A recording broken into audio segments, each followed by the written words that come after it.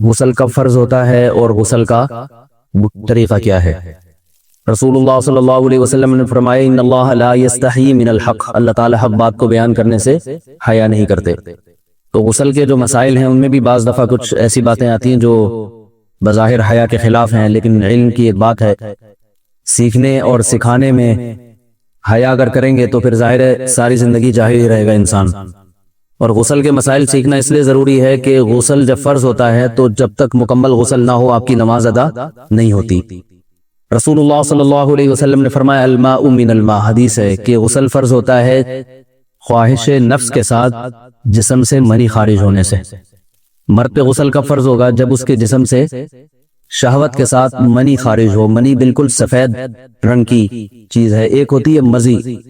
شہوت پیدا ہونے سے اگر کسی کے مرد یا عورت کے صرف رطوبت خارج ہونا شروع ہو گئی، اس سے غسل فرض نہیں ہوتا۔ جب تک مکمل شہوت پوری نہیں ہو جاتی اور مادہ منویہ خارج نہیں ہو جاتا، چاہے احتلام کی صورت میں ہو یا کسی بھی طرح سے ہو۔ مردوں کے ساتھ چونکہ یہ بہت زیادہ ہوتا ہے، نائٹ فال کی صورت میں مردوں پر غسل کی یہ صورت بہت زیادہ فرض ہوتی ہے۔ جیسے ہی بلوغت ہوتی ہے تو احتلام شروع ہو جاتا ہے، ہفتے میں 1 دفعہ 2 دفعہ 3 دفعہ، بعض نوجوانوں کو روزانہ بھی 2 دفعہ ہوتا ہے، جبکہ خواتین میں یہ والے غسل کی صورت بہت ہی کم ہوتی ہے کہ ان کو نائٹ فال ہو یا اس طرح سے غسل فرض ہو۔ ہزاروں میں کسی ایک عورت کے ساتھ ایسا ہوتا ہے۔ ایک صورت تو یہ غسل فرض ہونے کی۔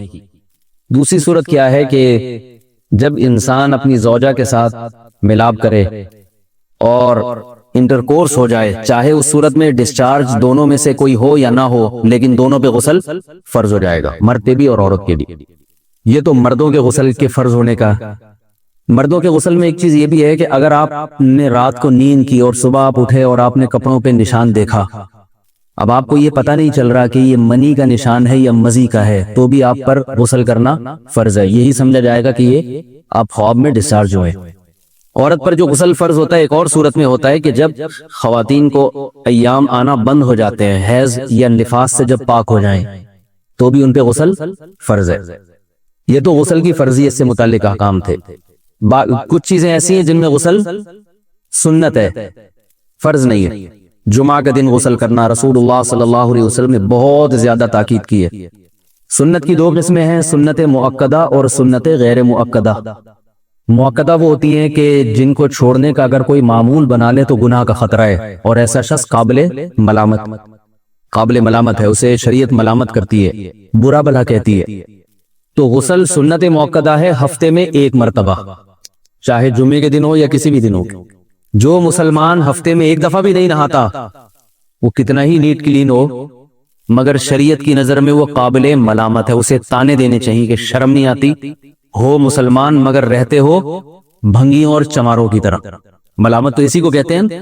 اس کی دلیل رسول اللہ صلی اللہ علیہ وسلم نے فرمایا، صحیح حدیث ہے، حق علی کل مسلم ان یغتسل کل اسبوع مرتن، کہ ہر مسلمان پر لازم ہے کہ وہ ہفتے میں کم از کم 1 مرتبہ غسل کرے۔ ہر مسلمان پر لازم ہے، چاہے اس پہ غسل فرض نہ بھی ہو۔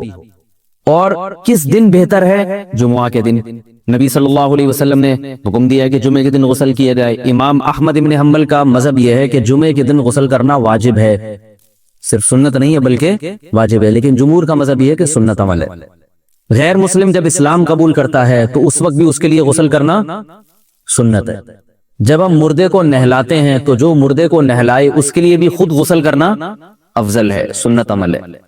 عید کے دن غسل کرنا سنت عمل ہے۔ تو یہ وہ تمام مواقع ہیں جن میں غسل کرنا رسول اللہ صلی اللہ علیہ وسلم کی سنت ہے۔ غسل کا طریقہ کیا ہے؟ غسل میں 3 چیزیں فرض ہیں، منہ بھر کے کلی کرنا، ناک میں پانی ڈالنا کہ ناک کی جو نرم جگہ ہے یہ اچھی طرح تر ہو جائے، اور پورے جسم پہ 1 مرتبہ پانی بہا دینا کہ جسم میں بال کے برابر جگہ بھی خشک نہ رہے۔ یہ تو ہے فرض، یعنی یہ کام کسی نے کسی بھی طرح سے کر لیا تو غسل ادا ہو جائے گا، چاہے اس کی نیت غسل کی تھی یا نہیں تھی۔ کوئی آدمی چلتا ہوا جا رہا ہے، پھسل کے تالاب میں گر گیا، پورے غوطے کھا کے باہر نکلا، کلی کر لے اور ناک میں پانی ڈال لے تو غسل اس کا ادا ہو جائے گا۔ البتہ چونکہ نیت نہیں تھی لہذا غسل کا ثواب نہیں ملے گا، ثواب نیت کے بغیر نہیں ملتا انسان۔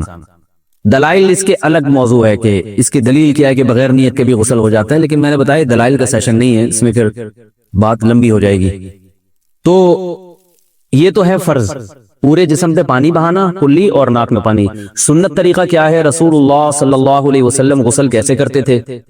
سنت طریقہ جس پہ جو اختیار کرنا چاہیے وہ طریقہ یہ ہے کہ جب آپ غسل کے لیے بیٹھیں تو سب سے پہلے وہ جگہ دھوئیں جہاں نجاست اور ناپاکی لگی ہوئی ہے. نائٹ فال ہوا، کسی کو احتلام ہوا، تو جہاں جہاں گندگی لگی ہے پہلے اس جگہ کو دھوئیں. استنجا کریں، شرمگاہ کو دھوئیں اچھی طرح. سمجھ رہے ہیں بات؟ اس کے بعد ہاتھ دھوئیں اور مکمل وضو کریں جیسے ہم عام حالات میں وضو کرتے ہیں. مکمل وضو کرنے کے بعد دائیں کندھے پہ پانی ڈالا، لیفٹ سائڈ پہ پانی ڈالا. پہلے زمانے میں تو چلو سے غسل ہوتا تھا، ہاتھ دھو لیے تو اب چلو سے پانی لے کے یہاں ڈالا جا رہا ہے، چلو سے پانی لے کے یہاں ڈالا جا رہا ہے، پورے جسم پہ ملا جا رہا ہے، اور چلو سے پانی لے کے 3 دفعہ سر پہ ڈالا جا رہا ہے. تو آج کل چلو الو تو ہے نہیں، شاور کے نیچے جا کے کھڑے ہو جاتے ہیں. تو اس میں یہ کہ شاور کھولیں، اس میں کھڑے ہو جائیں، سارے چلو اس میں خود بخود ہی ہو جائے، پورے جسم پہ پانی بہ جائے گا. نبی صلی اللہ علیہ وسلم کے دور میں یہ جدید چیزیں نہیں تھی، شیمپو اور صابن. تو آپ صلی اللہ علیہ وسلم بیری کے پتوں سے غسل کی ترغیب دیا کرتے تھے. بیری کے پتوں کو اگر پانی میں پکایا جائے تو پانی میں میل کچیل صاف کرنے کی صلاحیت بہت بڑھ جاتی ہے. ہمارے زمانے میں اس تکلف کی ضرورت نہیں ہے، صابن ملتے ہیں اس سے نہا لے آدمی، نہایا کریں. بہرحال کہنے کا مقصد یہ آپ لوگوں سے تو یہ سنت طریقے سے غسل ہو جائے گا آپ کا. سمجھ رہے ہیں بات کو؟ سب سے پہلے استنجا کیا، اس کے بعد وضو کر لیا، اس کے بعد غسل کر لیا. اگر کسی نے غسل میں وضو نہیں کیا اور ویسے ہی پورے جسم پہ پانی بہا دیا تو بھی اس کا وضو خود بخود ہو جائے گا. اس غسل سے وہ نماز پڑھ سکتا ہے، کیونکہ بعض لوگ غسل کرنے کے بعد دوبارہ وضو کر رہے ہوتے ہیں. اس کی ضرورت نہیں ہے، کیونکہ جب غسل کرتے ہیں تو وضو والے اعضاء تو خود بخود اس میں دھل جاتے ہیں. یہ ہے غسل کا طریقہ. وضو کیسے ٹوٹتا ہے؟ جن چیزوں سے غسل فرض ہوتا ہے ان چیزوں سے وضو تو بہرحال ٹوٹتا ہی ہے. اس کے علاوہ بھی وضو ٹوٹتا ہے. اس سے پچھلے لیکچر میں نے کچھ تفصیل بتائی تھی کہ نجاست جسم سے کہیں سے بھی خارج ہو جائے یا نجاست نکل کے بہ پڑے. اگر قضائے حاجت کی جگہوں سے نجاست خارج ہوئی ہے تو نظر بھی آ جائے وضو ٹوٹ جائے گا، اور قضائے حاجت کے علاوہ جگہوں سے اگر نجاست خارج ہوئی ہے، خون وغیرہ ہے جیسے، تو جب تک نکل کے بہے گا نہیں تو اس وقت تک وضو نہیں ٹوٹے گا. سمجھ رہے بات کو؟ وضو کا طریقہ کیا ہے؟ سب سے پہلے دونوں ہاتھوں کو دھویا جائے، 3 دفعہ کلی کی جائے، مسواک کی جائے، 3 دفعہ ناک میں پانی ڈالا جائے. پھر پورے چہرے کو، پیشانی، یہ جو ہے جہاں سے پیشانی ہماری شروع ہو رہی ہے اور تھوڑی کے نیچے، تھوڑی جہاں ختم ہو رہی ہے، اور ایک کان کی لو سے دوسرے کان کی لو تک 4 اعضاء ہیں وضو میں دھونا فرض ہیں. 1 چہرہ، نمبر 2 بازو، نمبر 3 سر کا مسا، چوتھائی سر، اور نمبر 4 پاؤں کو دھونا. اس کی دلیل قرآن مجید کی مشہور آیت ہے فَاغْسِلُوا وُجُوهَكُمْ وَأَيْدِيَكُمْ إِلَى الْمَرَافِقِ. اللہ فرماتے ہیں ایمان والو جب نماز کا ارادہ ہو تو اپنے چہروں کو اور اپنے ہاتھوں کو دھو، سر کا مسا کرو اور پاؤں کو ٹخنوں سمیت دھو. دھونے کا حکم ہے قرآن مجید میں. البتہ سر کے بارے میں یہ نہیں ہے پورے سر کا مسا کرو، بلکہ آ رہا ہے وَامْسَحُوا بِرُؤُوسِكُمْ. با کا لفظ ہے، با آتی ہے تبعیض کے لیے کہ سر کے بعض حصے کا مسا. اب بعض حصے کا قرآن حدیث میں کہیں تذکرہ نہیں ہے، تو اس میں فقہاء کرام کے اجتہادات ہیں. امام شافعی فرماتے ہیں تھوڑا سا بھی ٹچ کر لیا سر کو ہو جائے گا. امام ابو حنیفہ فرماتے ہیں نہیں، کم از کم 1/4 کا ہونا ضروری ہے. سب کے اپنے اپنے دلائل ہیں، ان دلائل میں نہیں جاتا. فقہ حنفی کو جو فالو کرنے والے ہیں تو ان کو چاہیے کم از کم 1/4 سر کا مسا. یہ فرض ہونے کے لیے ضروری، مگر سنت کیا ہے؟ پورے سر کا مسا. نبی صلی اللہ علیہ وسلم دونوں ہاتھوں کو بھگو کے پورے سر کا مسا کرتے تھے ایسے. سمجھ رہے ہیں بات کو؟ اور مسا کے جو یہ ٹیکنیکل طریقے ہیں کہ آپ یوں پہلے انگلی بنائیں، پھر یوں لے کر جائیں، پھر یوں گھما کے لائیں، پھر یوں، یہ ٹیکنیکل طریقے حدیث سے ثابت نہیں. مسا کا طریقہ کیا ہے؟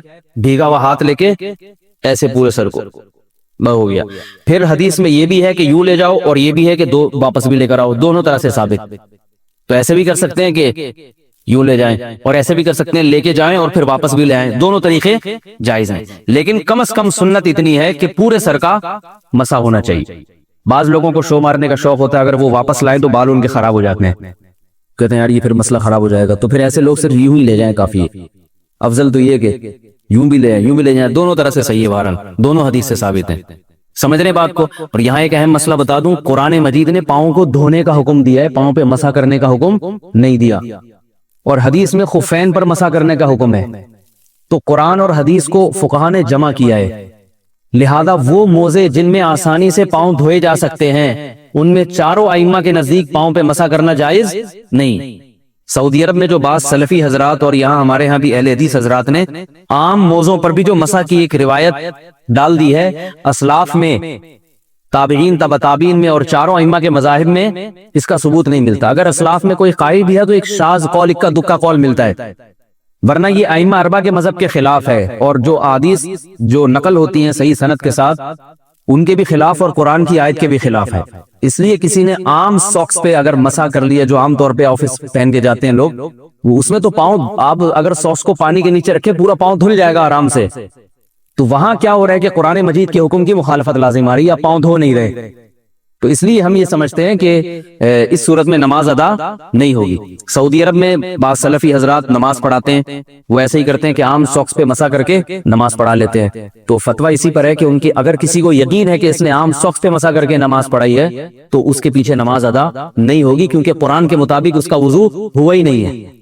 صدیوں تک کوئی بھی اس قول کا قائل نہیں رہا ہے کہ عام ساکس پہ بھی مسح ہو جاتا ہے۔ یہ ابن تیمیہ رحمہ اللہ تعالیٰ 7ویں صدی میں اس کے قائل تھے، اور تابعین میں اکا دکا قول ملتے ہیں اس کے، لیکن شاذ قول ہیں، مرجوح قول ہیں جن پر امت نے فتویٰ نہیں دیا۔ اور اب سعودی عرب میں بعض سلفی حضرات اس کے قائل ہیں۔ ہمارے ہاں اہل حدیث حضرات بھی چونکہ اکثر سعودی عرب کے سلفی حضرات ہی کو فالو کرتے ہیں، تو انہوں نے بھی وہیں سے یہ فتویٰ لیا ہے۔ لیکن ائمہ اربعہ کے مذہب میں اور دلائل کے لحاظ سے دیکھا جائے تو یہ مذہب کمزور ہے۔ قرآن نے پاؤں کو دھونے کا حکم دیا، آپ دھوئیں گے پاؤں جب تک دھونا ممکن ہے۔ چمڑے کے موزے ہیں، ان کو دھونا ممکن نہیں ہے اتارے بغیر، لہذا ان موزوں کے اوپر مسح ہو جائے گا، تو اس سے قرآن پر بھی عمل ہو جائے گا اور حدیث پر بھی عمل ہو جائے گا۔ اس لیے ائمہ اربعہ نے جو قرآن و حدیث کو سمجھ کے جو فیصلہ کیا ہے اس پہ چلنا ہمارے لیے زیادہ مفید ہے بنسبت آج کل کے جو علماء ہیں ان کی اپنی ذاتی آراء پر۔ اس لیے یہ بھی ایک وضو سے متعلق اہم مسئلہ تھا، سمجھ رہے ہیں؟ باقی تو ماشاءاللہ وضو کرنا سب کو آتا ہی ہے۔ اور وضو کے بعد دعا کیا ہے؟ کلمہ شہادت، اشہد ان لا الہ الا اللہ وحدہ لا شریک لہ اشہد ان محمدا عبدہ ورسولہ اللہم اجعلنی من التوابین واجعلنی من المتطہرین۔ اے اللہ تو مجھے بار بار توبہ کرنے والوں میں شامل کر دے اور بار بار پاکیزہ رہنے والوں میں شامل کر دے۔ توبہ اس لیے کہ میں نے ظاہری طہارت تو حاصل کر لی، مجھے روحانی طہارت بھی عطا کر دے۔ اگر میں نے گناہ کی ہوں تو مجھے ان سے بھی توبہ کی توفیق عطا فرما لے، تاکہ اس لحاظ سے بھی میرا وضو ہو جائے، اس لحاظ سے بھی میں پاک ہو جاؤں۔ سردی میں غسل کی جگہ تیمم کرنا۔ اگر سردی میں رات میں غسل فرض ہو جائے اور گرم پانی میسر نہ ہو تو کیا تیمم کر سکتے ہیں؟ دیکھیں، رات میں اگر غسل فرض ہو جائے تو ٹھنڈے پانی سے نہائیں، اور اگر واقعتاً بیمار ہونے کا خطرہ ہے، دیکھیں بعض دفعہ بیمار ہونے کا خطرہ نہیں ہوتا، ٹھنڈے پانی سے نہاتے ہوئے سستی ہوتی ہے۔ بہت سے لوگوں کو میں جانتا ہوں ٹھنڈے پانی سے نہا سکتے ہیں، بیمار نہیں ہوں گے، لیکن وہ سستی، کیونکہ ٹھنڈے پانی سے نہاتے ہوئے آدمی کو تکلیف بہت ہوتی ہے سردیوں میں، تو ایسے موقع پہ جب آپ کو بیمار ہونے کا خطرہ نہ ہو تو سستی کی وجہ سے غسل چھوڑ دینا کبیرہ گناہ ہے، نماز قضا کرنے کا بہت سخت گناہ ہوگا۔ تو آپ ایسے موقع پہ ٹھنڈے پانی سے نہائیں، بے شک آپ کو سستی آ رہی ہے، نہائیں اچھی طرح، ٹاول سے جسم کو پوچھیں، خشک کریں، اور جو ہے وہ کپڑے پہن لیں، آپ انشاءاللہ سردی نہیں لگے گی۔ لیکن یہ کہ اگر واقعی بیمار ہونے کا خطرہ ہے آپ کو تو پھر آپ پانی گرم کریں۔ شہر میں، گاؤں میں، میرا خیال ہے آج کوئی جگہ بھی ایسی نہیں ہے جہاں پانی گرم کرنے کا انتظام نہ ہو، تو بھی آپ کے لیے غسل چھوڑنا جائز نہیں ہے، نہ نماز قضا کرنا جائز ہے، آپ پانی گرم کریں اور گرم پانی سے نہائیں۔ ہاں، یہ اگر گرم پانی سے آپ کا یہ ہے کہ پانی گرم کرنے میں اتنا ٹائم لگے گا کہ نماز کا ٹائم نکل جائے گا، تو کیا پھر تیمم جائز ہے؟ یہ سوال واسع خان نے پوچھا کراچی سے، ان کا نام میں نے سوری نہیں لیا تھا۔ تو خوب سمجھ لیں کہ اگر آپ ٹھنڈے پانی سے نہیں نہا سکتے، یعنی بیمار ہونے کا خطرہ ہے، تو پھر آپ پانی گرم کریں، بے شک ٹائم نکل جائے، تیمم کرنا جائز نہیں ہے، کیونکہ پانی کے ہوتے ہوئے تیمم کی شریعت میں اجازت نہیں ہے۔ تو آپ پانی گرم کریں، جتنا ٹائم گرم ہونے میں لگے گا، اگر بالفرض اس میں وقت نکل گیا تو بے شک نکل جائے، کیونکہ آپ اس سے زیادہ کے مکلف نہیں ہیں۔ اور ویسے بھی اگر کسی کو جنابت کا غسل لاحق ہوتا ہے رات کو، تو اس کو چاہیے یہ سب چیزیں پہلے سے سوچ کے رکھے کہ بھئی میں پانی گرم کرنے میں مجھے اتنا ٹائم لگے گا، تو اتنا پہلے نماز کے لیے اٹھ جائے کہ پانی گرم کرنے کا ٹائم اس میں اس کو مل جائے، پانی بھی گرم کر سکے اور آرام سے نہا کے فجر کی نماز جماعت کے ساتھ پڑھ سکے۔ تو جان کر کوئی تاخیر کرے گا تو گناہگار ہوگا، لیکن بہرحال تیمم جائز نہیں ہے، کیونکہ پانی موجود ہے اور پانی گرم کرنے کا انتظام بھی ہے، تو تیمم کی اجازت نہیں ہے۔ زندگی کی گھڑیاں بہت تیزی سے گزر رہی ہیں اور ہر آنے والا دن ہمیں قبر کے قریب کر رہا ہے، مجھے بھی اور آپ کو بھی۔ ایک دن آنے والا ہے کہ آپ لوگ کہیں گے کہ مولوی صاحب ہوتے تھے الفلاحیہ مسجد میں ممبر پہ بیان کیا کرتے تھے، ابھی تو ہیں، بیان کیا کرتے ہیں، ایک دن کیا ہو جائے گا؟ تھے۔ اور میرے ہیں سے تھے ہونے تک آپ میں سے بہت سے ہیں سے تھے ہو چکے ہوں گے۔ میرے مرنے تک پتہ نہیں کتنے آپ میں سے زندہ رہتے ہیں، کتنے مر چکے ہوتے ہیں۔ اور جو میرے مرنے سے پہلے آپ لوگوں میں سے زندہ رہ گئے، جو پھر میرے بارے میں یہ کہیں گے کہ وہ ہوا کرتے تھے، تو جو زندہ رہیں گے وہ بھی ہمیشہ نہیں رہیں گے، کچھ دنوں میں وہ بھی ہیں سے کیا بن جائیں گے؟ بولو بھائی، ابھی تو بول رہے ہیں، جب تھے ہوں گے تو پھر بولنے کا بھی موقع نہیں ہوگا۔ ابھی زندگی ہے، ہیں تھے بول دیں۔ جو دنیا سے جا چکے وہ تو بیچارے اس قابل بھی نہیں ہے کہ یہ تبصرہ کر سکیں، بیان میں سر ہلا سکیں، یا ہاں یا نہ یا تھے یا ہیں بول سکیں۔ کیا خیال ہے بھائی؟ یہ ایک ایسی حقیقت ہے موت جس کا کوئی انکار نہیں کر سکتا، اس میں اختلاف نہیں ہے، نہ دیوبندی بریلویوں کا کوئی اختلاف ہے اس میں، حیرت کی بات ہے، نہ اہل حدیث اور غیر مقلد اور مقلد کا کوئی اختلاف نہیں ہے۔ ایگزامینیشن ہال ہے جس میں لا کے ہم سب کو اللہ نے بٹھا دیا، پرچہ تھما دیا اور بتایا کہ کچھ سوالات ضروری ہیں، کچھ آپشنل ہیں، اور پرچہ ہر ایک کو مختلف دیا گیا ہے، ہر ایک کی استعداد کے لحاظ سے، صلاحیت کے لحاظ سے۔ علماء کے پاس جو پرچہ ہے وہ الگ ہے، عوام کے پاس جو پیپر ہے امتحان کا وہ الگ ہے۔ اب جب ایگزامینیشن ہال میں آپ کو پرچہ تھما دیا جائے تو آپ اپنے حساب سے پرچہ لوگے یہ دوسرے کے حساب، دوسرے والا پرچہ اپنے پاس لا کے رکھو گے؟ ظاہر ہے ٹائم کم ہے، مقابلہ سخت ہے، تو اپنے سوالات کو فوکس کرو گے، دائیں بائیں جھانکنے کی کوشش نہیں کرو گے۔ اب مسئلہ یہ ہو گیا ہے کہ ایگزامینیشن ہال میں جو جس کی فیلڈ نہیں ہے وہ اس میں ٹانگ اڑا رہا ہے اور اپنے ضروری سوالات سے غافل ہو رہا۔ آپ دیکھیں گے ہمارے اس دور میں مسائل کے معاملے میں ہر آدمی فنٹر بنا ہوا ہے، کسی سے بحث کروا لو، رفع الیدین کی، رفع الیدین نہ کرنے کی، آمین زور سے آہستہ، ہر آدمی فنٹر بنا ہوا ہے۔ لیکن اس سے جو قیامت کے دن جو ضروری سوالات ہوں گے ان سوالات کی طرف اس کی توجہ نہیں ہے۔ اس سے سوال یہ ہوگا کہ رات کی تنہائیوں میں کیا کیا کرتے تھے، لوگوں کے سامنے تو اللہ سے ڈرتے تھے، کیا تنہائی میں بھی اللہ سے ڈرتے تھے یا نہیں ڈرتے تھے؟ اپنے والدین کی خدمت کر کے جنت حاصل کرنے کی کوشش کی یا نہیں کی؟ رسول اللہ صلی اللہ علیہ وسلم نے ارشاد فرمایا کہ جس نے بوڑھے والدین کو پایا اور ان کی خدمت کر کے جنت اپنے اوپر لازم نہ کی، اس پر اللہ کی لعنت ہے۔ تو ان لوگوں کو دیکھ لیں جو مجتہد بنے ہوئے ہیں، جو فیلڈ علماء کی ہے اس میں بھی کیا کرتے ہیں؟ ٹانگ اڑاتے ہیں، لیکن نہ اللہ کے حقوق کی طرف توجہ، نہ مخلوق کے حقوق کی طرف توجہ۔ ایک صاحب حیات ممات کے مسئلے میں بہت بڑے فنٹر تھے، حیاتی مماتی، یہ حیات النبی ممات النبی، بہت فنٹر، بڑے ماہر۔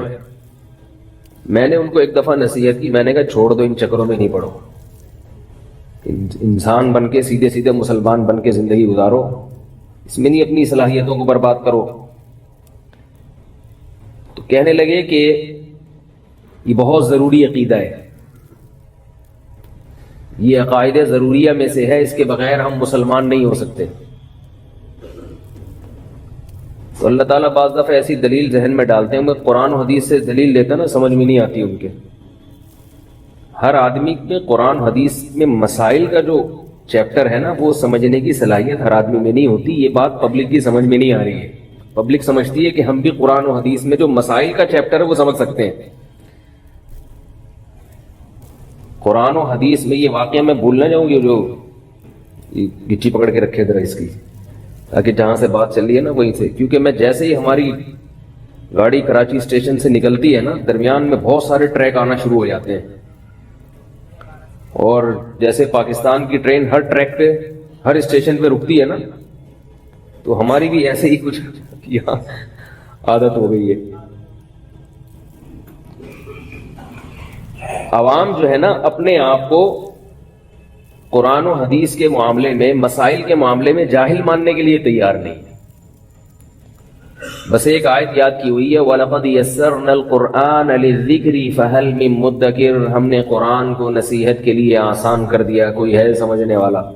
کہتے ہیں جب قرآن جب آسان ہے تو مولویوں سے پوچھنے کی ضرورت نہیں.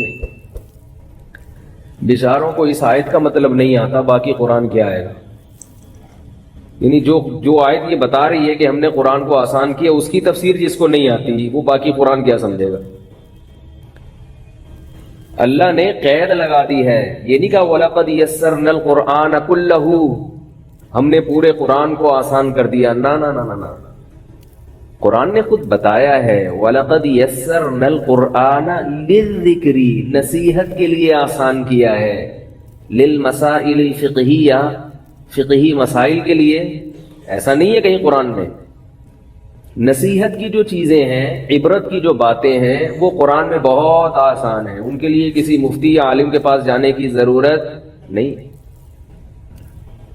نصیحت کی باتیں جیسے حضرت موسیٰ علیہ السلام کا واقعہ کہ اللہ نے نافرمانوں کو سزا دی, فرما برداروں کو برتری دی.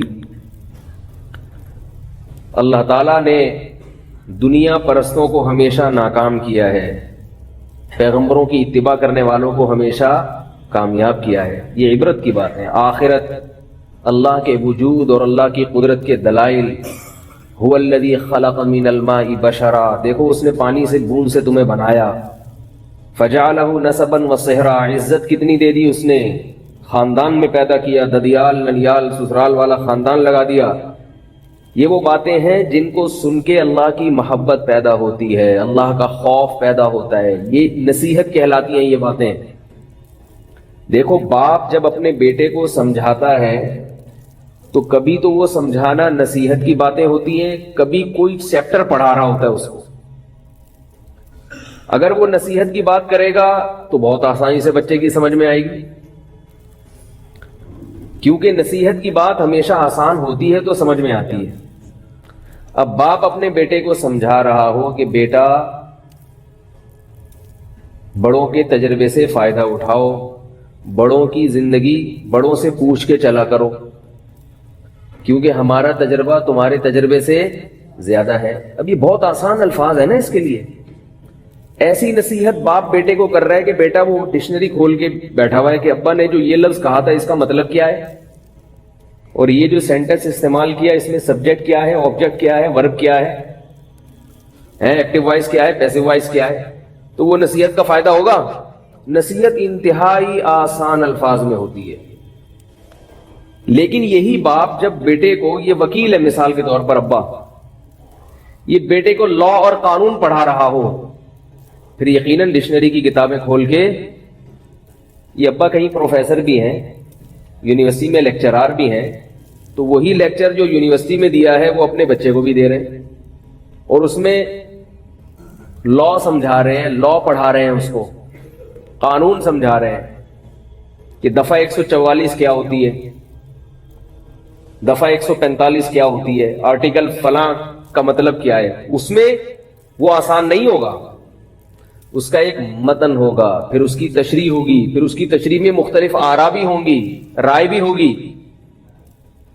بھئی یہ جو لا ہے, سپریم کورٹ نے اس لا کے تحت جو فیصلہ کیا تھا, اس فیصلے کی روشنی میں اس لا کا یہ مطلب ہے, اس قانون کا یہ مطلب ہے. 73 کے آئین کی جو فلاں شق ہے, اس شق کا مطلب کیا ہے, تو سپریم کورٹ نے جو فیصلہ کیا ہے اس کے مطابق اس کا یہ مطلب ہے. ممکن ہے اس پر کوئی اعتراض ہو کہ نہیں پہلے سپریم کورٹ کا فیصلہ یہ نہیں تھا, وہ تھا. جہاں مسائل کی بات ہوگی, قانون کی بات ہوگی, لا کی بات ہوگی, اس کو ڈیفائن کرنا پڑے گا, اور ڈیفائن کرنے والے بھی اس کے اہل ہوں گے, ہر نتھو پتو کا کام نہیں ہوگا. یہ میرا موضوع نہیں ہے, میں اصل بات کی طرف ابھی آ رہا ہوں. ابھی تو گاڑی نکلی ہے, ٹھیک ہے نا, ابھی تو اسٹیشن ہم نے چھوڑا ہے. تو قرآن ہی میں اللہ کا ارشاد ہے. یہ یاد رکھو, جتنے لوگ آج کل جو علماء سے آپ کو دور کرتے ہیں, بزرگوں سے آپ کو دور کر رہے ہیں, لیبل قرآن و حدیث کا لگا رہے ہیں, یہ قرآن و حدیث نہیں جانتے. یہ اگر صحیح طرح سے قرآن و حدیث پڑھ لیتے تو یہ اس قسم کی باتیں نہ کرتے. قرآن ہی میں اللہ کا ارشاد ہے, وَأَنزَلْنَا إِلَيْكَ الذِّكْرَ لِتُبَيِّنَ لِلنَّاسِ مَا نُزِّلَ إِلَيْهِمْ, ہم نے اس نصیحت کو آپ پر نازل کیا تاکہ آپ لوگوں کے سامنے اس کو کھول کھول کے بیان کریں. اگر یہ خود واضح ہوتا تو نبی بیان کیوں کرتے؟ اس پر ایک اشکال ہوگا کہ یہاں بھی تو ذکر کا لفظ ہے, وَأَنزَلْنَا إِلَيْكَ الذِّكْرَ. یہاں ذکر کے بارے میں قرآن کہہ رہا ہے کہ نبی بیان کریں گے, اور وہاں قرآن کہہ رہا ہے ذکر کے لیے ہم نے قرآن کو آسان کر دیا. تو یاد رکھو, یہاں یہ جو دوسری آیت میں نے پڑھی ہے, یہاں ذکر سے مراد قرآن ہے, کیونکہ قرآن کا ایک نام ذکر بھی ہے. وہاں ذکر سے مراد قرآن نہیں ہے, کیونکہ قرآن کے نام کا الگ اللہ نے تذکرہ کیا ہے. پتا چلا کہ اگلا لفظ ذکر, اس سے قرآن کا ایک مخصوص موضوع مراد ہے, پورا قرآن مراد نہیں ہے. اب یہاں سے آپ لوگ کی جو سگنل ہے نا, انہوں نے کیچ کرنا ختم کر دیا. اگر پھر بھی اتنی سی بات بھی سمجھ میں نہیں آتی تو پھر سوچ لو کہ جب ہمیں اتنی موٹی بات سمجھ میں نہیں آ رہی تو پورا قرآن, پوری حدیث مسائل کے باب میں کہاں سے سمجھ میں آئے گی. تو یہ بھی بہت بڑی جہالت ہے کہ ہر آدمی قرآن و حدیث سے مسائل سمجھ سکتا ہے, یہ غلط ہے. بہت بڑے تابعی امام لیث رحمہ اللہ فرماتے ہیں, الحدیث مضلۃ الا لأہلھا, حدیث سراسر گمراہی ہے سوائے ان لوگوں کے لیے جو اس کے سمجھنے کے اہل ہیں. فرمایا لولا اعان اللہ بمالک, اگر اللہ ہمیں امام مالک, وہ تابعی نہیں تھے, سوری امام لیث تبع تابعی نہیں, بھل خیر القرون میں آتے ہیں, بہت بڑے فقیہ مجتہد تھے, محدث تھے. فرماتے ہیں لولا اعاننا اللہ بمالک, اگر اللہ امام مالک کے ذریعے ہماری مدد نہ کرتا حدیث سمجھنے میں, ہم گمراہ ہو جاتے, تباہ ہو جاتے. تو یہ بات خود قرآن سے ثابت ہے کہ قرآن میں مسائل کا باب ہر ایک کی سمجھ میں نہیں آئے گا. اس کی ایک مثال دے کے میں اصل بات کی طرف آتا ہوں. وہ آپ نے پکڑی, میں تو بھول گیا وہ کیا تھا, کچی پکڑ کے رکھی ہوئی ہے نا آپ نے, جو واقعہ بتا رہا تھا. قرآن مجید میں آیت نازل ہوئی, کلوا واشربوا حتى يتبين لكم الخيط الابيض من الخيط الاسود, رمضان میں تم کھا سکتے ہو, کب تک؟ جب تک صبح سفید دھاگا سیاہ دھاگے سے ممتاز اور جدا نہ ہو جائے. صبح سفید دھاگا سیاہ دھاگے سے ممتاز اور جدا نہ ہو جائے.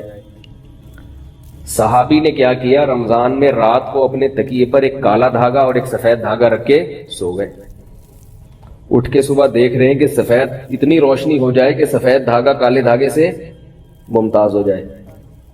تو نبی کے پاس آ کے پوچھا, آپ صلی اللہ علیہ وسلم نے فرمایا اس کا یہ مطلب نہیں ہے, یہاں دھاگے سے یہ والے دھاگے مراد نہیں ہیں. صبح صادق کی جو سفید پٹی ہے تو کالی روشنی سے ممتاز ہو جائے, کیونکہ وہ بھی مستطیل پھیلتی ہے, وہ بھی دھاگے کی طرح ایسے لمبی پھیلتی ہے وہ روشنی, وہ مراد ہے دھاگے سے. صحابی کو قرآن سمجھنے میں غلطی ہوئی کہ نہیں ہوئی؟ حالانکہ وہ عربی جانتے تھے. آج کل جتنے انجینئر پروفیسر بیٹھے ہوئے ہیں نا, ان لوگوں کو عربی بھی نہیں آتی, ترجمے دیکھ دیکھ کے باتیں کرتے ہیں.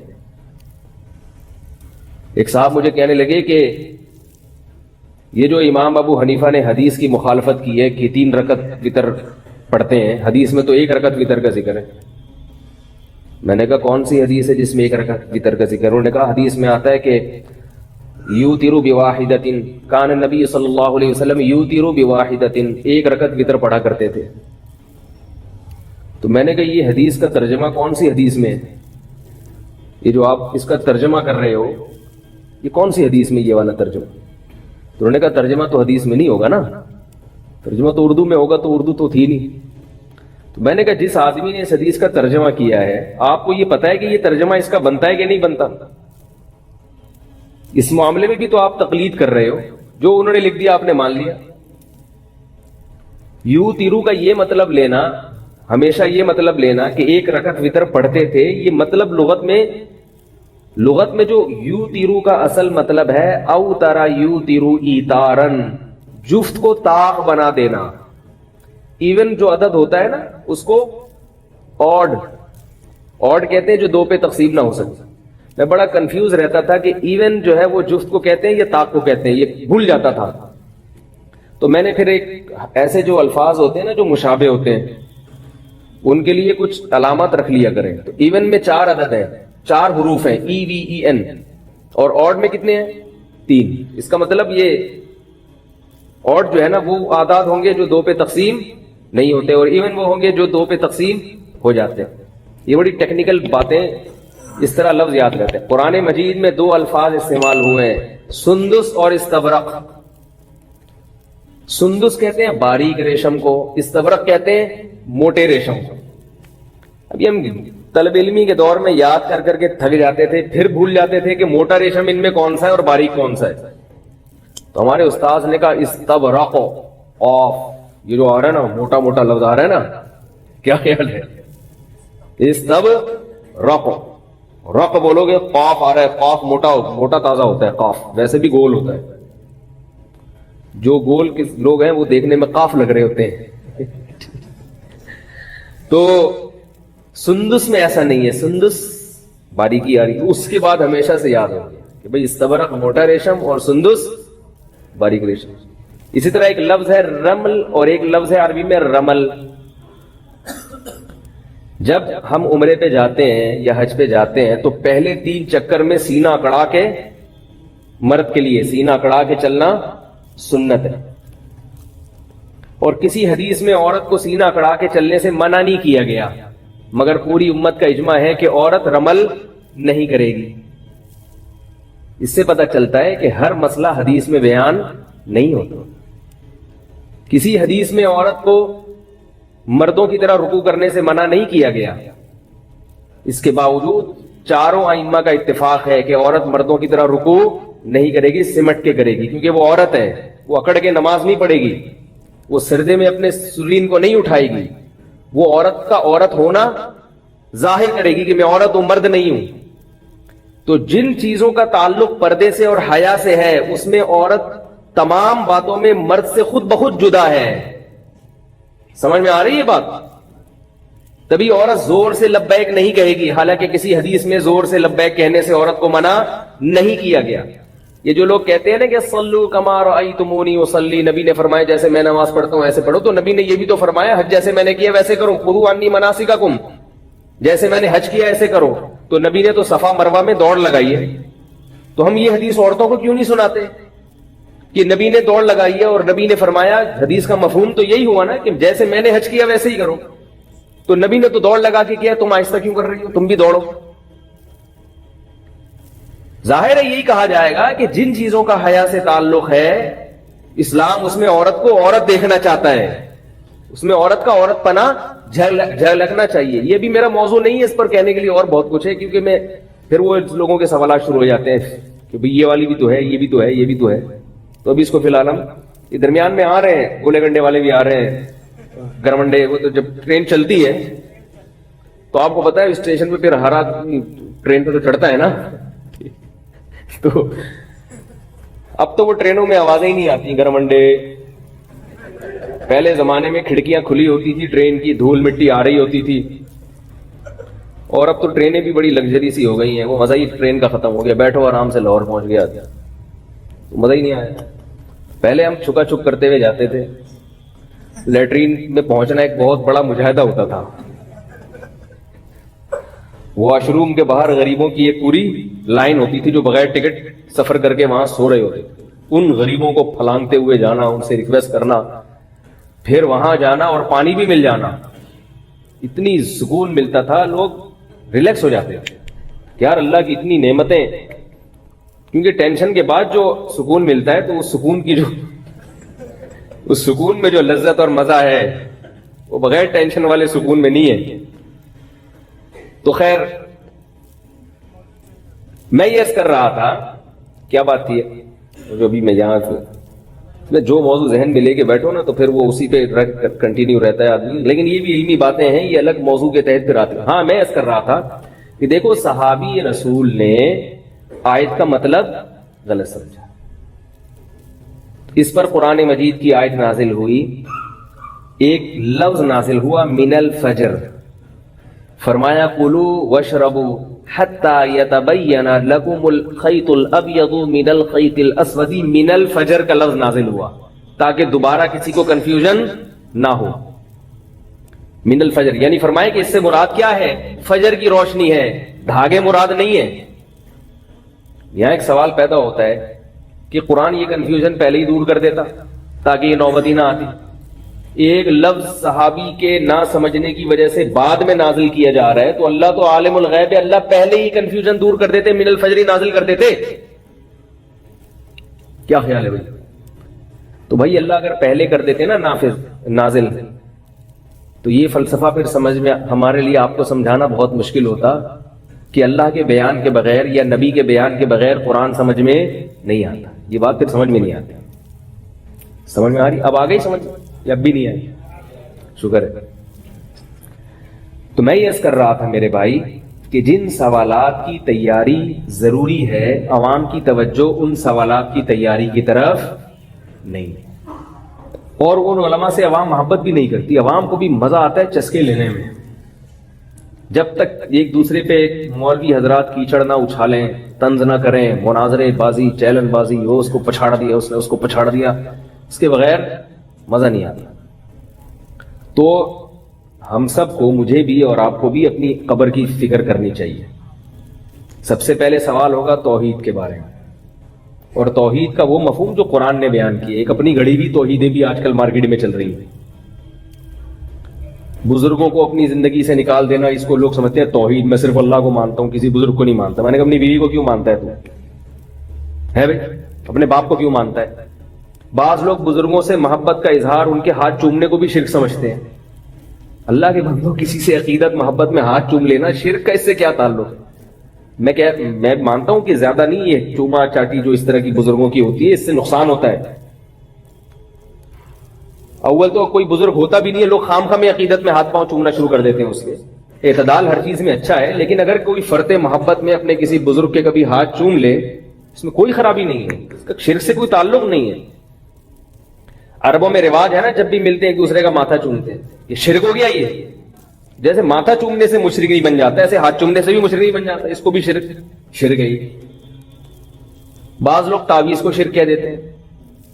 ایک صاحب مجھے کہنے لگے تعویذ شرک ہے. میں نے کہا تعویذ میں یا اللہ مدد لکھ کے گلے میں لٹکا دیا، یہ شرک کہاں سے ہو گیا اللہ کے بندو؟ کہنے لگے یہ شرک کا ذریعہ ہے. میں نے کہا جس چیز کا ذریعہ ہوتی ہے وہ چیز نہیں ہوتی. حیدرآباد جانے کا ذریعہ سڑک ہے نا، کراچی سے جب حیدرآباد جائے تو کس ذریعے سے جائیں گے؟ سڑک سے. تو کیا سڑک حیدرآباد ہے؟ تو جب کسی چیز کو شرک کا ذریعہ کہہ دیا تو یہ آپ نے کہہ دیا کہ وہ شرک بہرحال نہیں ہے. ہاں ذریعے پر بات ہو سکتی ہے، ذریعے پر بات ہو سکتی ہے. تبھی میں بھی تعویذ گھنٹوں کا قائل نہیں ہوں، جائز سمجھتا ہوں، مگر میں سمجھتا ہوں اس زمانے میں اس سے اجتناب ضروری ہے، کیونکہ لوگوں کے عقائد خراب ہے. عامل لوگ تعویذ گنڈوں کے نام پہ الو بناتے ہیں اور یہ چیزیں انسان کو وہمی بناتے ہیں، بالآخر شرک تک لے کے جاتی ہیں یہ چیزیں. اس لیے الحمدللہ میں اپنے بچوں کے گلے میں کبھی تعویذ نہیں لٹکاتا. لیکن اگر کسی عالم نے جائز تعویذ لٹکایا ہوا ہے، اس پہ قرآن کی آیت ہے، تو میں اس کو مشرک نہیں کہتا. البتہ اللہ کا بڑا فضل ہے، ہمارے باپ دادا میں یہ رواج ہی نہیں تھا تعویذ. ہمارے ابا نے کبھی نہیں رکھا تعویذ. بعض لوگ مزاج کے توحیدی ہوتے ہیں اور بعض مزاج کے بدعتی ہوتے ہیں. سمجھ میں آ رہی ہے بات؟ بعض لوگوں ان چیزوں سے طبی طور پر گنا. ہماری دادی اللہ تعالیٰ ان کی مغفرت فرمائے حضرت مولانا عبد الرحیم رائے پوری رحمۃ اللہ علیہ سے بیعت تھی. وہ کبھی یہ تیجے اور چالیسویں کا کھانا نہیں کھاتی تھی، حالانکہ ان کو نہیں پتا تھا کہ یہ بدعت ہے. وہ تو بیچاری گاؤں دیہات میں پلی، بیعت ہوئی، وہ تو صرف ان سے اصلاحی تعلق تھا، مسائل ان کو زیادہ معلوم نہیں تھے. لیکن کہیں بھی کسی میت کے گھر سے کھانا آتا تھا کبھی نہیں کھاتی تھی، کہ مجھے مردوں کے کھانوں سے ویسے گھن آتا. بات آ رہی؟ ان کو آپ کوئی دلائل سے نہیں قائل کر سکتے کہ یہ جائز ہے یا ناجائز ہے. یہ جائز ہوگا تمہارے لیے ہوگا, ٹھیک ہے نا. یہ مردوں کے کھانے ہمارے حلق سے نہیں اترتے. تھوڑی سی غیرت بھی کوئی چیز ہوتی ہے نا, کیا خیال ہے؟ تو یہ جو تعویذ گنڈے والے لوگ ہیں نا, جائز ہونے ایک الگ چیز ہے, مگر یہ تعویذ گنڈے والوں میں آپ کو توکل کبھی نظر نہیں آئے گا. یہ ہمیشہ ان پر اللہ کا کچھ ایسا عذاب آتا ہے کہ یہ ہمیشہ اسی فلیتے پلیتوں میں لگے رہتے ہیں. انگوٹھے میں الگ دھاگا بندھا ہوگا, کالا سا پٹا گلے میں پڑا ہوگا, اور یہاں کچھ باندھا ہوا ہوگا, اور پھر گھول کے بھی کچھ پی رہے ہوں گے صبح شام. ساری زندگی اسی میں. اللہ کا بڑا فضل ہے, ہمارے سارے کام اللہ دعاؤں سے پورے کر دیتے ہیں. ہمارے بچے کبھی بیمار ہو, ہم دعا مانگتے ہیں اللہ سے, الحمدللہ اللہ شفا دے دیتا ہے. ڈاکٹر سے علاج کراتے ہیں, ایک محلے کے ڈاکٹر ہیں, وہ سارے بچوں کے پورے رول نمبر کے حساب سے انہوں نے یاد کیے, کون سا پیس ہے, یہ تیسرے نمبر والا پیس ہے. اللہ نظر سے بچائے. جتنا سورہ فلق سورہ ناس پڑھ لیتے ہیں دم کر لیتے ہیں. مجھے بہت لوگوں نے کہا کہ آپ یوں کریں, آپ ایسا کریں, آپ عاملوں کے خلاف بہت بولتے ہیں, یہ کچھ کر دیں گے. میں نے کہا ان کا باپ بھی کچھ نہیں کر سکتا. کیا خیال ہے؟ ان سے تو ڈرو ہی نہیں. جن چڑیل بھوت سے, جو عامل جو جن چڑیل بھوت سے دھمکی دیتے ہیں نا, اس سے تو ڈرو. شیر سے ڈر لو, گدھے سے بھی کبھی کبھار ڈر لگتا ہے, لات نہ مار دے. کتے سے ڈر لگتا ہے, میں اپنی بات کر رہا ہوں, کبھی کبھار مجھے کتے سے بھی ڈر لگتا ہے کہ یار کہیں حملہ ہی نہ کر دے. حتیٰ کہ کبھی کبھار بکرے سے بھی ڈر لگتا ہے کہ ٹکر نہ مار دے. اور بیوی سے تو سب مسلمانوں کو ڈر لگتا ہے. ہر چیز جو دنیا کے ڈراتی ہے, ہم بھی ڈرتے ہیں الحمدللہ. انسان ہے, ہم کوئی لوہے اور فولاد کے بنے ہوئے نہیں. اندھیرے سے بھی بعض دفعہ ڈر لگتا ہے. قبرستان میں آپ رات کو اندھیرے میں جا کے بیٹھو تو کتنا ہی بڑا فنٹر ہو, تھوڑا سا ڈر لگے گا. اللہ کا بڑا فضل ہے, میں کبھی عامل سے, چاہے دیوبندی ہو, چاہے کسی بزرگ کا خلیفہ ہو, چاہے اس کے ماتھے پہ تہجد کے نشانات ہو, چاہے اس کو 100 بزرگوں سے خلافتیں ملی بھی ہوں, اپن نہیں مانتا بھائی, ہم نہیں مانتے. اس پہ میں بہت دلائل لے چکا ہوں, لیکن اگر کسی کو دلیل سمجھ میں نہیں آئے تو کانفیڈنس بھی ایک دلیل ہوتی ہے. کہ ایک آدمی ممبر پہ بیٹھ کے اتنی کانفیڈنس سے بات کر رہا ہے, اس کا مطلب کچھ بات میں دم ہے. کانفیڈنس بھی دلیل ہوتی ہے بعض دفعہ. حضرت ابو بکر نے حضرت عمر رضی اللہ تعالیٰ عنہ کا کسی رائے میں اختلاف ہوا تھا. حضرت عمر رضی اللہ تعالیٰ عنہ نے کہا کہ قرآن کو جمع کیے جائے. حضرت ابو بکر نے کہا جو کام نبی نے نہیں کیا میں وہ کیوں کروں, جو کام نبی نے نہیں کیا میں وہ کیوں کروں. حضرت عمر نے فرمایا آپ کو کرنا پڑے گا. اتنے بغیر دلیل کے حضرت عمر کانفیڈنس سے بات کرتے رہے, کرنا پڑے گا, ورنہ قرآن ضائع ہو جائے گا. ابو بکر فرما رہے کہ بھائی اگر ضائع ہونے کا خطرہ تھا تو نبی نے کیوں نہیں کیا یہ کام. حضرت عمر دلیل نہیں دے رہے, حضرت فرمایا نہیں کرنا پڑے گا ورنہ ضائع ہو جائے گا. اتنا زور سے اصرار کیا. ابو بکر فرماتے اللہ نے مجھے شرح صدر کر دیا کہ بھائی یہ عمر صحیح کہہ رہے ہیں. بعض اوقات دلیل نہیں ہوتی, بندے کا کانفیڈنس کام کر جاتا ہے. میرے پاس تو دلیل بھی ہے کہ یہ نہ سمجھے, کانفیڈنس کی بڑی ویلیو ہے. آپ کو پتا ہے کہ ایک چوہے نے جو ہے نا ہاتھی کو پرپوز کیا, ہتھنی کو. چوہا ہے اور ہاتھی کی جو ماتا ہے ہتھنی, اس کو پرپوز کیا. تو ہتھنی نے بولا تو اپنی اوقات دیکھ, تو اپنی اوقات دیکھ, کمبخت اپنا خاندان دیکھ, اپنا قد دیکھ, نہ تیرا نیچ خاندان کے گھٹیا آدمی, تجھے شرم نہیں آئی, میرے لیے نکاح کا پیغام بھیج رہا ہے, تجھے شرم نہیں آئی. تو چوہا کہتا ہے ان سب چیزوں کو چھوڑ, کانفیڈنس دیکھ میرا. ان سب چیزوں کو, یہ خیر لطیفہ ہے, اس کو لطیفہ ہی سمجھے آپ. کہہ رہے ان سب چیزوں کو چھوڑ, ایک خوبی ہے میرے اندر, وہ کیا ہے؟ کانفیڈنس. تو ہم تو بھائی ایسے اللہ کا شکر ہے کوئی ایسے برے خاندان کے بھی نہیں ہیں. ہمارے پاس تو دلائل بھی ہیں. تو دلائل کے ساتھ جب کانفیڈنس بھی ہو تو بعد میں اور جان پڑ جاتی ہے. تو اس لیے عاملوں سے قطعاً متاثر ہونے کی ضرورت نہیں ہے. اور مجھے یہ نہ بتایا کرے وہ اتنے بڑے بزرگ ہیں ان کے پاس تو حضرت مولانا فلاں دامت برکاتہم جاتے ہیں. مجھے یہ بھی کہتے ہیں حضرت آپ کے استاذ فلاں کے پاس جاتے ہیں. میں نہیں مانتا. میں اپنے استاذوں کو مانتا ہوں, مگر وہ جن کے پاس علاج کے لیے جا رہے ہیں خدا کی قسم نہیں مانتا ہوں. اب آپ مجھے اس میں جذباتی سمجھیں یا بیوقوف سمجھیں یا متشدد سمجھیں, جو مرضی سمجھیں. اگر آپ کو عبرت نہیں ہوتی تو جائیں, آپ پھر علاج کرائیں. زندگی اگر آپ کی تباہ نہ ہوئی اور تعویذ گنڈوں پلیتوں میں ساری زندگی نہ گزری تو میرا نام بدل دینا. آپ جو ایک دفعہ ان پلیتوں کے پاس چلا گیا نا, روحانی ٹوٹکوں اور فضول لوگوں کے پاس, پوری زندگی کے لیے برباد ہو جاتا ہے. جن چڑیل بھوت کا علاج گھر میں کر لو, آیت الکرسی, سورہ فلق, سورہ ناس پھونک لگا کے, یا کسی مسجد کے امام صاحب کے پاس, بزرگ کے پاس, جو بھی ہیں جو یہ کام کرتے نہیں ہیں ان کے پاس لے جاؤ, بولو حضرت آپ نیک آدمی ہیں, آپ کی پھونک میں اللہ نے دم رکھا ہوگا, اس سے پھونک لگوا لو, یہ ٹھیک ہے, اتنا میں مانتا ہوں. سمجھ رہے ہو؟ تو عجیب عجیب نظر اتار رہے ہیں, وہ تسبیح کو یوں یوں ٹک ٹک ٹک کر کے نظر اتار رہے ہیں. تجھے یہ کیسے پتا چلا کہ جس میں نظر لگی ہے؟ اور ہر ایک پر 99% لوگوں پہ نظر لگ رہی ہے. میں مانتا ہوں کہ نظر لگتی ہے, برحق ہے, مگر اتنی زیادہ لگ رہی ہے کہ 99% لوگ نظر کی وجہ سے کھانس رہے ہیں. بھائی سردیاں ہیں تو کھانسی تو ہوگی نا. ایک خاتون کا لائیں اپنے چھوٹے بچے کو لے, یہ بیمار ہے اور یہ ٹھیک نہیں ہو رہا, فلانے پلیتے اور پتہ نہیں کیا, اور مفتی صاحب آپ دم کریں. میں نے کہا دم تو ہم کر دیتے ہیں, وہ تو سنت عمل ہے, لیکن یہ بچہ بیمار کیوں ہے؟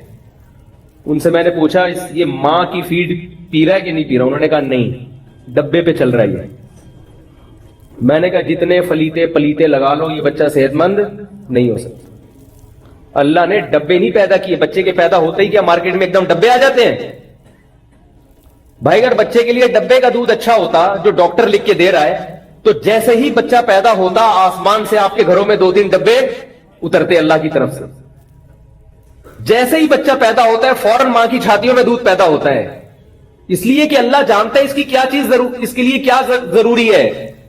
تو ماں کا دودھ ضروری تھا تو اللہ نے وہ پیدا کر دیا, ڈبہ ضروری نہیں تھا تو اللہ نے نہ ڈبہ پیدا کیا نہ ڈبے کے اندر دودھ پیدا کیا. یہ ڈاکٹروں کی تقریریں ہمارے سامنے, یہ فالتو قسم کی تقریریں.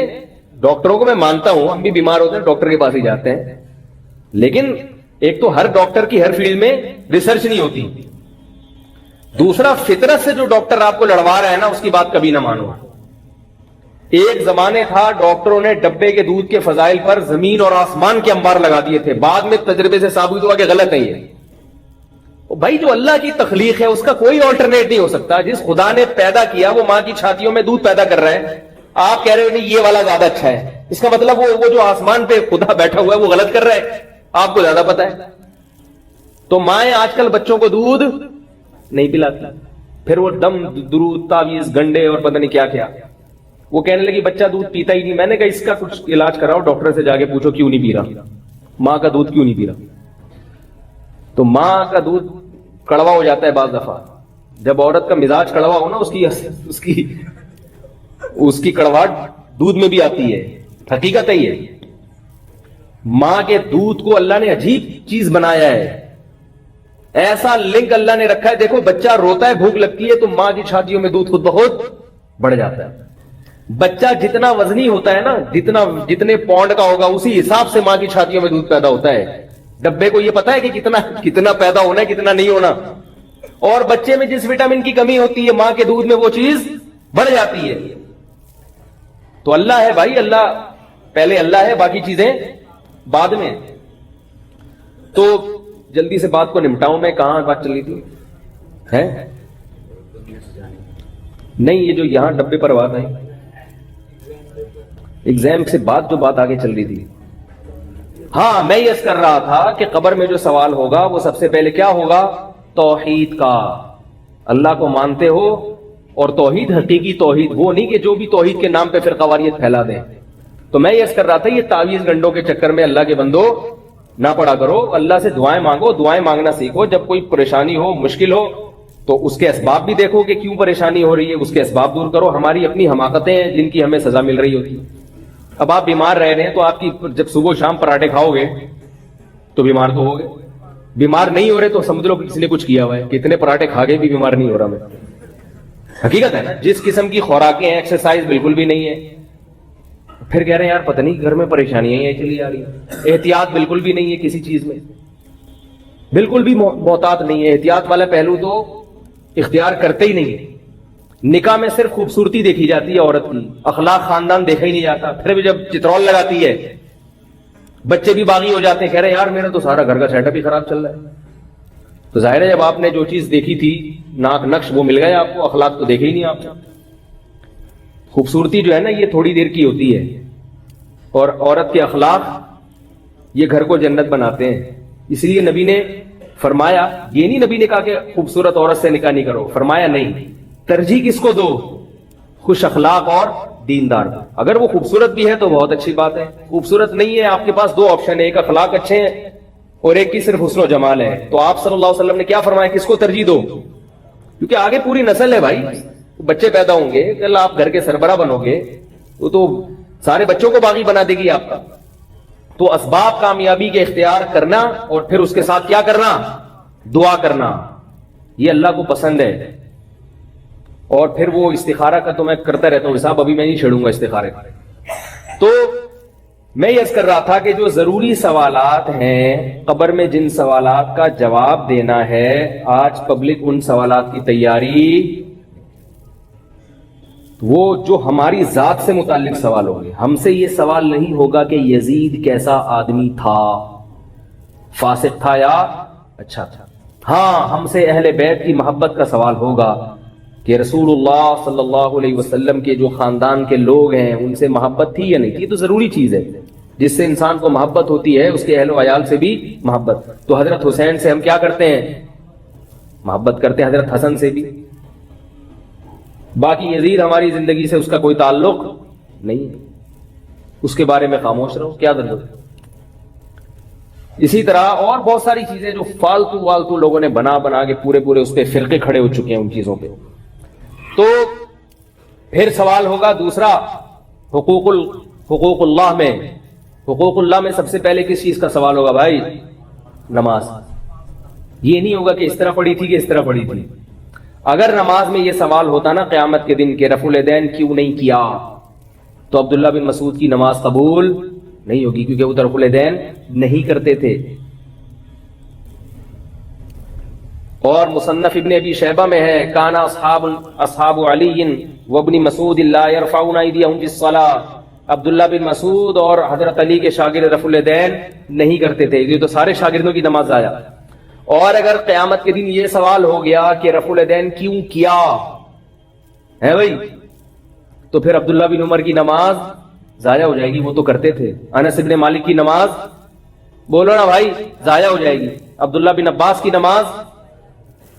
اس سے کیا پتہ چلتا ہے کہ اگر یہ ضروری سوال ہوتا تو صحابہ اس مسئلے میں اختلاف بولتے کیوں نہیں یار, لازمی اختلاف کرتے. اور بڑی پھڈے بازیاں ہوتی ہیں صحابہ میں, نہیں پہلے اس مسئلے کو حل کرو, رفع الیدین کرنا ہے کہ نہیں کرنا, اس کے بعد امت آگے چلے گی.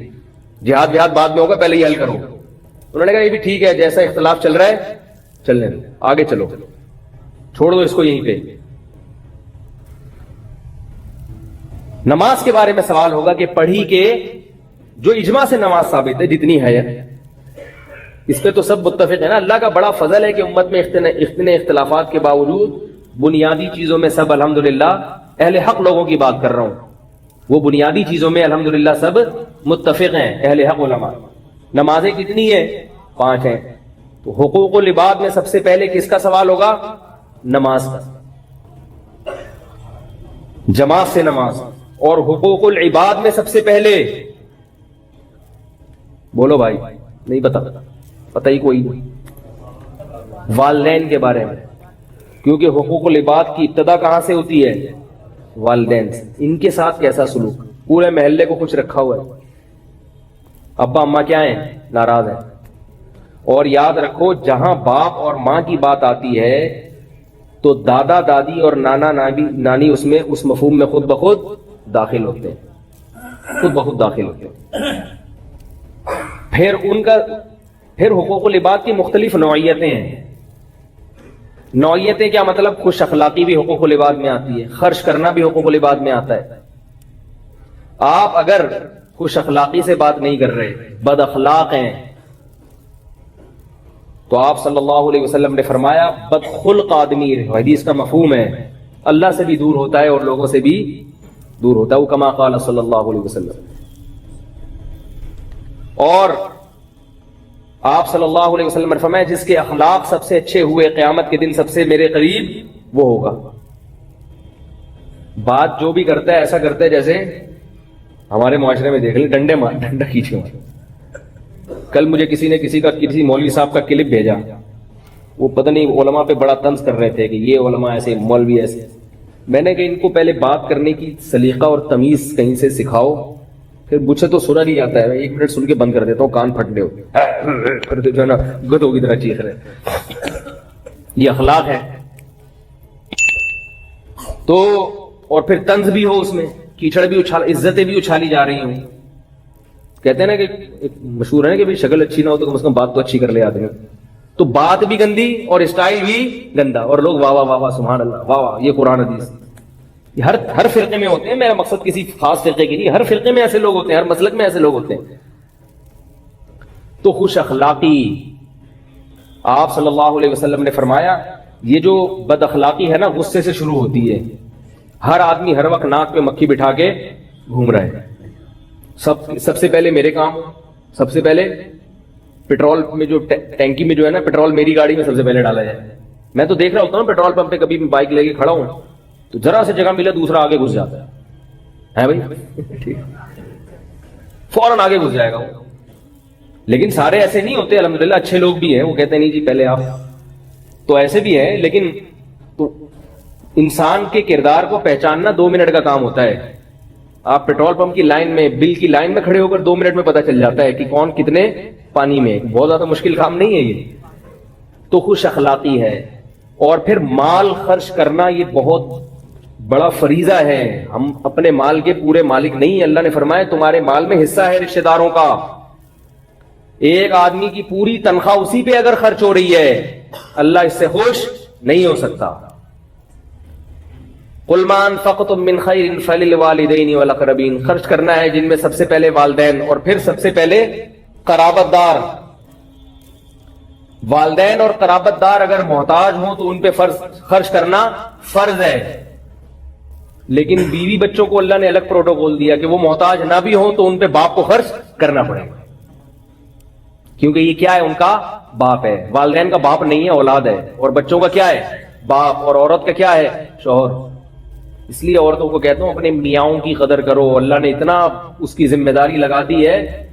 اللہ نے تمہارے میاؤں کو ایسا بنایا, اللہ نے کہا کہ تمہاری بیوی کروڑ پتی بھی ہے تو تجھے کھلائے گا کون, تیرا شوہر. اس کو میں نے گھر کا بڑا بنا دیا, ساری زندگی تیری خبرگیری تیرا شوہر کرے گا.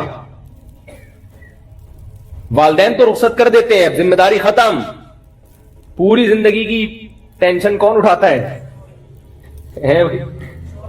شوہر اٹھاتا ہے.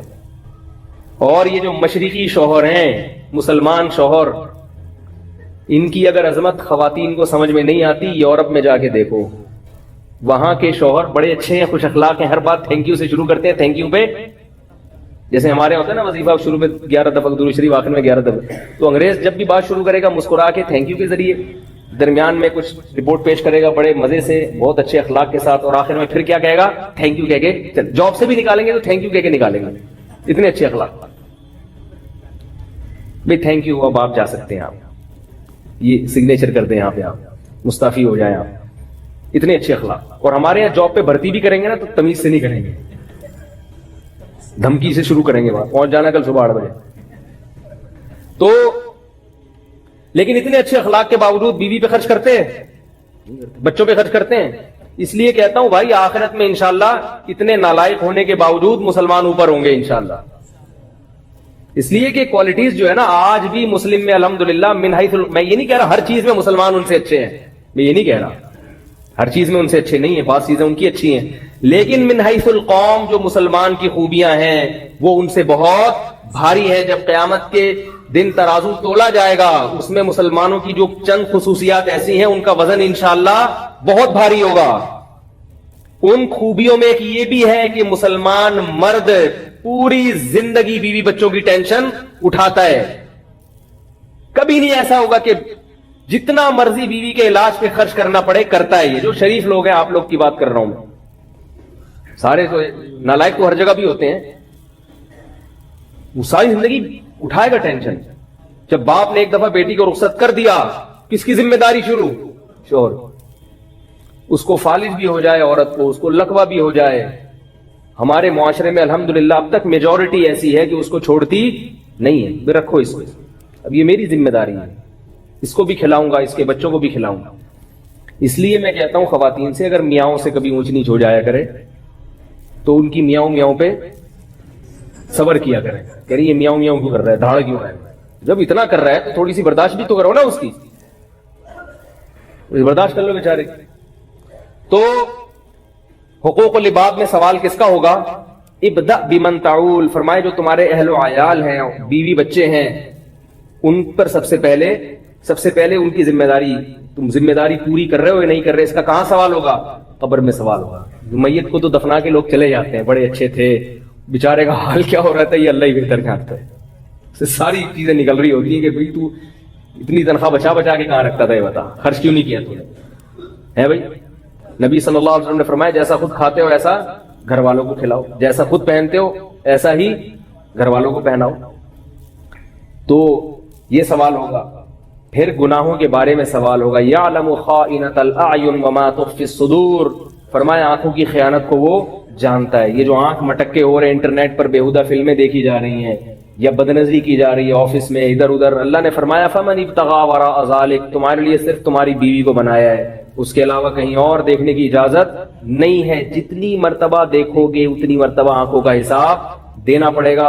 اور اللہ نے آنکھ کے بارے میں فرمایا کہ آنکھ کی خیانت کو جانتا ہے، اس لیے کہ آنکھ جتنی جلدی خیانت کرتی ہے جسم کا کوئی اور عضو ایسے خیانت نہیں کرتا، کیونکہ وہ پکڑا جاتا ہے فوراً۔ آنکھ سے جو نظر ہے نا، آپ کسی کو گردن گھما کے دیکھیں گے پتہ چل جائے گا، لیکن آنکھ سے دیکھیں گے پتہ نہیں چلتا۔ آنکھیں تو گھومتی رہتی ہیں انسان کی، بد نظری آنکھوں سے ہوتی ہے، اس لیے اللہ نے فرمایا کہ آنکھوں کی خیانت وہ جانتا ہے۔ تو بھائی یہ وہ سوالات ہیں کہ کھایا کمایا، نبی صلی اللہ علیہ وسلم فرمائے جب تک انسان کے قدم، انسان چار باتوں کا جواب نہ دے، قیامت کے دن اس کے پاؤں اپنی جگہ سے نہیں ہلیں گے۔ ان میں ایک سوال یہ بھی ہے، مال کہاں سے کمایا اور کہاں خرچ کیا؟ ہیپی نیو ایئر میں تو نہیں اڑا دیا مال سارا، ہے بھائی؟ پٹاخوں میں، شب برات کے پٹاخوں میں تو نہیں اڑا دیا، نائٹ کلبوں میں تو نہیں اڑا دیا، میوزیکل شو میں تو نہیں اڑا دیا؟ یہ سوال ہوگا، یہ بھی سوال ہوگا کہاں سے کمایا، حلال کمایا، یہ سوال۔ اور پھر حلال کما کے اس حلال کو بھی غلط جگہ خرچ کرنے کی اجازت نہیں ہے۔